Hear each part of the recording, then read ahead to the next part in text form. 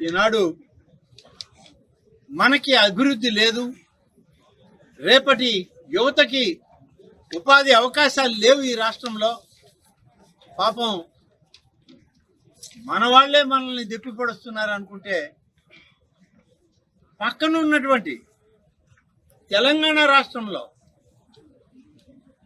మొన్నటి వరకు, ఈ రాష్ట్రం విడిపోయే వరకు చంద్రబాబు నాయుడు దగ్గర ఆయన మంత్రివర్గంలో పనిచేసి ఆయన దగ్గర శాసనసభ్యుడిగా మెలిగిన ఒక మహా నాయకుడు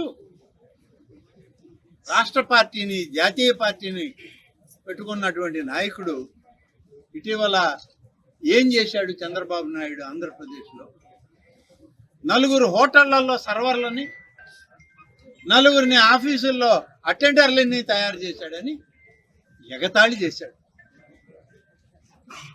ఇవాళ నేను ఆ పెద్ద మనిషికి మొన్నే చెప్పా, మళ్ళీ చెప్పాలి.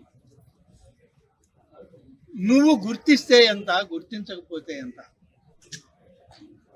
ఈ రాష్ట్ర నాయకుడైనటువంటి ముఖ్యమంత్రి చంద్రబాబు నాయుడిని ఇతర దేశాల్లో ప్రభుత్వాలు గుర్తించాయి, ప్రధానమంత్రులు గుర్తించారు, రాష్ట్రపతులు గుర్తించారు, ఈ దేశం గుర్తించింది.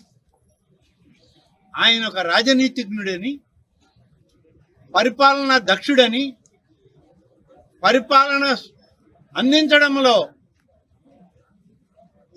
మరి సుపరిపాలన